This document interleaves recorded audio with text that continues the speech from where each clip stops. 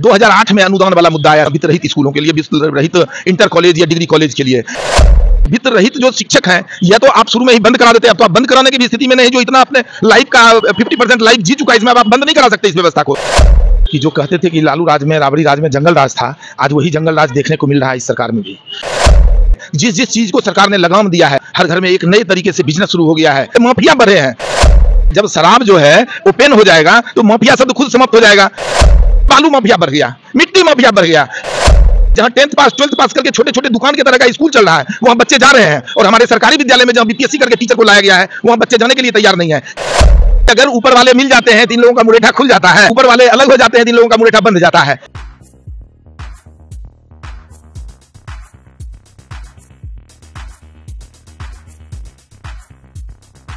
नमस्कार, मैं हूं पवन कुमार चौधरी। आपने देखना शुरू किया है स्टार ब्लू न्यूज साप्ताहिक समाचार पत्र का डिजिटल प्लेटफॉर्म। फेसबुक, यूट्यूब और अन्य सोशल मीडिया प्लेटफॉर्मों पर हम आपके लिए लेकर आते हैं लेटेस्ट खबरें। और इसी कड़ी में आज हमारे साथ बातचीत के लिए मौजूद हैं संगठन जिला अध्यक्ष अनितेश कुमार जी हैं। अनितेश जी, सबसे पहले तो बिहार के जो ताज़ा हालात है उस पर हम चर्चा करेंगे आपसे। बिहार में जिस तरह से लगातार जो आपराधिक वारदातें बढ़ चुकी है और विपक्ष सीधे सीधे सरकार के ऊपर हमलावर है, और सरकार लालू राबड़ी शासनकाल को जिम्मेदार ठहरा रही है, इस तरह के आरोप प्रत्यारोप के बीच बिहार की जो कानून व्यवस्था सुधार को लेकर क्या आपकी पार्टी की राय है? पहले तो स्टार ब्लू न्यूज की सभी दर्शकों को मेरा अभिनंदन है, नमस्कार है। और पवन जी आपको भी। आपका जो सवाल है उचित है, और जो स्थिति बनी हुई है बिहार की, कि जो कहते थे कि लालू राज में, राबड़ी राज में जंगल राज था, आज वही जंगल राज देखने को मिल रहा है इस सरकार में भी।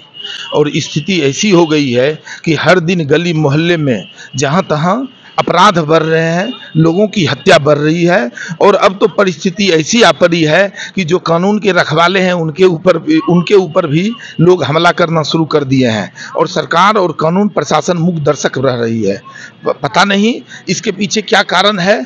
और दूसरी परिस्थिति बनी हुई है, जिस जिस चीज़ को सरकार ने लगाम दिया है, जैसे शराबबंदी एक अभियान चला, उस शराबबंदी का हर घर में एक नए तरीके से बिजनेस शुरू हो गया है, और हर घर में शराब पहुंचाया जा रहा है। इसी ऐसी परिस्थिति बनी हुई है कि सरकार का तो नुकसान हो ही रहा है, लेकिन अपराधी का बोलबाला हो चुका है इस शराबबंदी। पहले तो एक तस्करी था, आर्म्स का तस्करी होता था, अब एक दूसरी तस्करी ये शुरू हुआ है, शराब की तस्करी हो रहा है, और खुलेआम हो रही है। और उसमें जहाँ तक है कि प्रशासन की मिली भगत भी रहती है, और उसके बाद उस पर कोई पहल नहीं हो पाता है। और अगर परिस्थिति ऐसी बनेगी तो धीरे धीरे कानून खुद कमजोर होगा, और कानून का भय लोगों में समाप्त हो रहा है। जब कानून का भय लोगों में समाप्त होगा तो अपराध निश्चित रूप से बढ़ेगा। आपने शराबबंदी कानून का जिक्र किया। शराबबंदी कानून के बावजूद जो बिहार में शराब चालू है, उस पर आपने टिप्पणी की। आपकी पार्टी शराबबंदी कानून को समाप्त करने की बात कर रहे हैं, और पिछले दिनों जितनी घटनाएं बिहार में देखने को मिली होली के दरमियान, और सबके पीछे शराब माफियाओं का संलिप्तता नजर आया। तो ऐसे में जब शराबबंदी समाप्त हो जाएगा तो क्या बिहार में अपराध बढ़ेंगे? मुझे ये बताइए कि ये जो आपने कहा कि माफिया उसमें इन्वॉल्व है, माफिया शब्द आया कहाँ से? जब शराब जो है ओपन हो जाएगा तो माफिया शब्द खुद समाप्त हो जाएगा। और आप देखे होंगे, मैं बहुत बड़ा पक्षधर, नेता पक्षधर है, हम बहुत बड़ा पक्षधर नहीं है, और एकदम ये नहीं कहते कि शराबबंदी से कोई एकदम फायदा नहीं हुआ है, कुछ तो फायदा हुआ है, लेकिन अपराधी बढ़े हैं, ये माफिया बढ़े हैं, और माफिया बढ़े हैं। और मैं आपको बताना चाह रहा हूं कि फायदा क्या होगा। फायदा ये होगा कि अगर ऐसा होता तो जितने भी देश हैं सब में शराब ओपन है, तो क्या शराब के कारण अपराध हो रहा है वहां?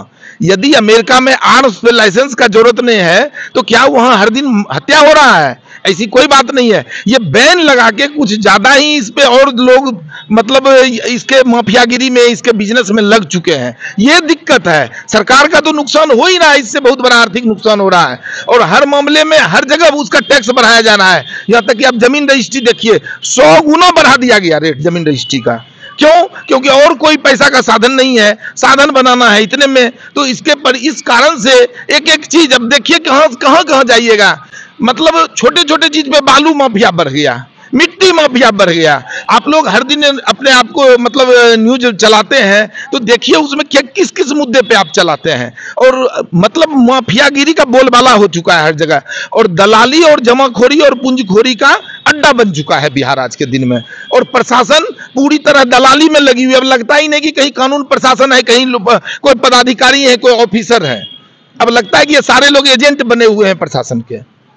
आप बिहार में जो पिछले दिनों देख रहे होंगे, शिक्षा को लेकर बिहार की जो शिक्षा नीतियां हैं उसको लेकर सदन में, चाहे वो विधानसभा की बात करें या विधान परिषद की बात करें, बिहार विधानमंडल के दोनों ही सदनों में लगातार शिक्षकों के मुद्दे को उठाया जा रहा है। सरकार से इस नीति में सुधार लाने की बात की जा रही है, खास करके वित्त रहित शिक्षकों के जो समस्याएं हैं उसको लेकर दोनों सदनों में आवाज उठ रही है। तो क्या लगता है बिहार में शिक्षा नीति में भी सुधार की आवश्यकता है? देखिए, परिस्थिति ऐसी बन चुकी है कि हर मुद्दे पे सरकार फेलियर हो रही है। 2008 में अनुदान वाला मुद्दा आया वित्त रहित स्कूलों के लिए, वित्त रहित इंटर कॉलेज या डिग्री कॉलेज के लिए, और 2008 से अभी तक मुझे जहां तक मालूम है कि बीच बीच में कभी कभी तो अनुदान के लिए लोगों को, शिक्षकों को और जो कर्मचारी हैं उनको कुछ कुछ आता है, लेकिन उसकी कोई रेगुलरिटी नहीं है। इन लोगों को कोई उम्मीद नहीं है कि इस पैसे से कुछ करेंगे और ये पैसा इस समय आएगा। तो इस पे तो सुधार होना ही चाहिए कि वित्त रहित जो शिक्षक हैं, या तो आप शुरू में ही बंद करा देते। अब तो आप बंद कराने की भी स्थिति में नहीं, जो इतना अपने लाइफ का 50% लाइफ जी चुका है, इसमें अब आप बंद नहीं करा सकते इस व्यवस्था को, या तो इस व्यवस्था को आप चलने नहीं देते, और अगर चलाए हैं तो उस व्यवस्था का आपने अनुदान 2008 से कहा है, इसके पहले तो इन लोगों को अनुदान नहीं मिलता था, तो आपने 2008 में अनुदान की बात लाई तो उसको प्रॉपर तरीके से देना तो चाहिए आपको। और इसमें सरकार पूरी तरह, मतलब किस मुद्दे पे कहा जाए, शिक्षा के क्षेत्र में आप वित्त रहित शिक्षकों की बात मैंने रखा। आप जो आज स्कूल खुला हुआ है, ये जो +2 तक बना दिया गया हर गांव में उत्क्रमित स्कूल करके, आप जाके स्थिति देखिए उस स्कूल का कि टीचर 20 हैं, विद्यार्थी 100 हैं, 10 विद्यार्थी पे एक शिक्षक बैठे हुए हैं वहां, और मतलब स्कूल का प्रॉपर वे ही नहीं है। जहां 10th पास 12th पास करके छोटे छोटे दुकान के तरह का स्कूल चल रहा है, वहां बच्चे जा रहे हैं, और हमारे सरकारी विद्यालय में जहां BPSC करके टीचर को लाया गया है, वहां बच्चे जाने के लिए तैयार नहीं है। ये व्यवस्था कौन करेगी? ये व्यवस्था ही सरकार को करना काम है। और कहा जाता है जिस गवर्नमेंट में आप कहिए शिक्षा पे पैसा लग रहा है लोगों का, जिस सरकार में स्वास्थ्य पे पैसा लग रहा है, मतलब समझिए खुले तौर पे कि वो सरकार निकम्मी है, और ये मानना पड़ेगा। और इसके तरफ सरकार को नहीं तो ध्यान देना चाहिए। और बची बात की मेरे नेता ने अपना विजन स्पष्ट कर दिया है कि हम क्या क्या करेंगे, कहां से करेंगे, कैसे करेंगे। आप देखिए उनका अगर 5 पॉइंट ही है, 5 बिंदु जो है, तो आप उसको उठा के देखिए, उसमें कोई नहीं लगेगा कि फ्रॉड टाइप बात कुछ बोल दिया गया बड़ा लंबा चौड़ा कि हम सबको वेतनमान कर देंगे या हम ये कर देंगे, ऐसा कुछ नहीं कहा गया है। तो हर बिंदु पे उन्होंने कहा है कि हम किस तरह से इस व्यवस्था को सुदृढ़ बनाएंगे। वित्त रहित शिक्षकों के मुद्दे पर आपने जो बातें रखी, अगर देखा जाए तो मुख्यमंत्री नीतीश कुमार खुद इस मामले में खामोश है, शिक्षा मंत्री खामोश है, लेकिन दूसरी तरफ उप मुख्यमंत्री सम्राट चौधरी सदन के बाहर इस वित्त रहित शिक्षकों को समान कार्य के लिए समान वेतन के मुद्दे पर तख्ती लेकर खड़े हो जाते हैं। तो क्या लगता है कि दोनों ही जो गठबंधन के घटक दल हैं उनके बीच सामंजस्य की कमी के कारण आज वित्त रहित शिक्षकों को न्याय नहीं मिल पा रहा है? देखिए, ये जो अभी जो हमारे उप मुख्यमंत्री हैं मुंगेर के, इनको तो ना मुरेठा खोलने का पता था, ना मुरेठा बांधने का पता है। तो यहाँ तो इन लोगों की परिस्थिति ऐसी है कि अगर ऊपर वाले मिल जाते हैं तो इन लोगों का मुरेठा खुल जाता है, और नीचे ऊपर वाले अलग हो जाते हैं तो इन लोगों का मुरेठा बंध जाता है। कि तो ये मुरेठा वाले की कहानी ऐसी है कि इन लोगों की मिली भगत से ही सारी बात हो रही है, और ये ऐसी बात नहीं है कि कहीं विरोधाभास है। इन लोगों को कुछ पता ही नहीं है नीचे कि ऊपर से हमारे जो अमले जमा हमारे जो नेता हैं वो क्या कर बैठेंगे और क्या डिसीजन देंगे उसको पालन करना। यहाँ प्रजातंत्र है कहाँ, यहाँ तो पूरी तरह राजतंत्र है। किसी को बोलने का अधिकार स्वतंत्र रूप से नहीं है कि आप कुछ बात अपनी रख सकते हैं। आप नेता हैं, आप क्षेत्र, आप पॉलिटिकल लोग हैं, आप चुनाव जीत के आते हैं और उसके बाद जो हमारे ऊपर वाले आका बोलते हैं उसको फॉलो करना है। यहाँ तो यहाँ राजनीति हो कहाँ रहा है, यहाँ तो पूरी तरह जो फॉलोअर बनना है, यहाँ नेता नहीं बनना, फॉलोअर बनना है नेता का। और ये लोग फॉलोअर हैं, जो ऊपर से कहेगा उतने बोल पाएगा ये लोग। 2025 विधानसभा चुनाव को लेकर सभी पार्टियां अब होली के बाद से ही पूरी तरह से मुस्तैद हो चुकी है और कहा जाए कि अगले चंद महीनों में बिहार में विधानसभा चुनाव संपन्न होने हैं। इसको लेकर पार्टी की ओर से क्या कोई स्ट्रेटजी में बदलाव हुआ है? क्योंकि पिछला जो विधानसभा उपचुनाव में कहीं ना कहीं जनसुराज जो उम्मीद लेकर आई थी उस उम्मीदों पर पूरी तरह से खड़ा नहीं उतर पाई, तो क्या कोई स्ट्रेटजी में बदलाव लाने की तैयारी में है प्रशांत किशोर? देखिए, जहां तक मेरा सवाल है, प्रशांत जी जो लाए हैं तो ये तो अभी यही है कि युद्ध नहीं जिनके जीवन में वो भी बड़े अभागे होंगे, या तो प्रण को छोड़ा होगा या फिर रण से भागे होंगे। ये तो वही बात है। अभी प्रशांत जी जो पिछले बार चुनाव लड़ने की बात किए थे, चुनाव मैदान में आए थे, मात्र मुश्किल से 1 महीने पार्टी का जन्म हुआ था और वो मैदान में आ गए थे। और ऐसा बात नहीं है कि आशा के विपरीत कुछ रिजल्ट आया, 10% वोट आया है। तो एक आशा के जो उम्मीद था वही वोट हमको मिला है। ऐसा नहीं था कि हम समझ रहे हैं यहाँ की जनता एक बार में बदल जाएगी, जातवाद खत्म हो जाएगा, धर्मवाद समाप्त हो जाएगा। अरे पिछले 35-40 सालों से ये गुलाम हो चुका है, कुद्दी कुद्दी का खेल चल रहा है यहाँ। नीतीश जी को अगर अभी पासवान समाज का वोट चाहिए तो चिराग पासवान को ले आएंगे, अगर यादव समाज का चाहिएगा तो लालू यादव के साथ सट जाएंगे। अगर इस समीकरण को तोड़ने में मुझे नहीं लगता कि प्रशांत जी कहे और हमारे कह देने से बदलाव हो जाएगा। ये आप उम्मीद कीजिए कि हमारा स्ट्रैटेजी हर दिन बदल रहा है, लेकिन उसके बाद भी मैं ऐसा चैलेंज नहीं कर रहा हूं कि जनता की कितने दिन में समझेगी। लेकिन अगर समझेगी तो इन लोगों का लोटिया डूब जाएगा, और अगर नहीं समझेगी तब तो बात ही अलग है। भी फिर हमको संघर्ष करना होगा। और हम लोग तो वही है, कोशिश करने वालों की कभी हार नहीं होती, लहरों से डर के नौका पार नहीं होती।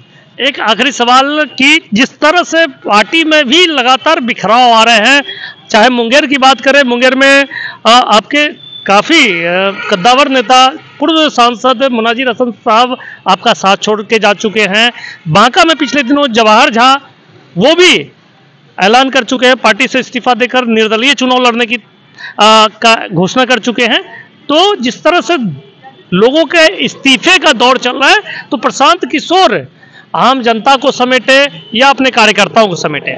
देखिए, ये तो जो तत्कालिक फायदे के लिए दल से जुड़े हैं, कि जिनको लगा है कि हम इस दल में आएंगे और एमएलए बन जाएंगे, एमपी बन जाएंगे, तो उनको तो टिकट नहीं मिलेगा तो हट जाएंगे, उनको उम्मीद खत्म हो जाएगा तो निकल जाएंगे।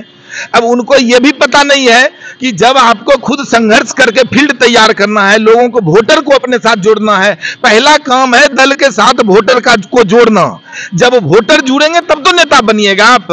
यहाँ कुछ लोग आए हैं कूद कूद करके कि यहाँ आते ही कहीं लॉटरी लगना है हमको, तो ऐसी कोई व्यवस्था यहाँ है नहीं। और प्रशांत जी ने जो व्यवस्था लगाया है कि आप फॉर्म फिलअप कीजिए, फिर मेरा समीकरण होगा, फिर मैं सर्वे कराऊंगा, तो जरूरी नहीं कि उसमें कोई बड़े से बड़े दिग्गज भी चुन के आ जाएंगे। जब जनता के बीच सर्वे में कोई माने टेक्निकल फील्ड के लोग पहुंचेंगे तो जरूरी नहीं है कि जो कद्दावर हैं उनका नाम ले ले ज्यादा लोग।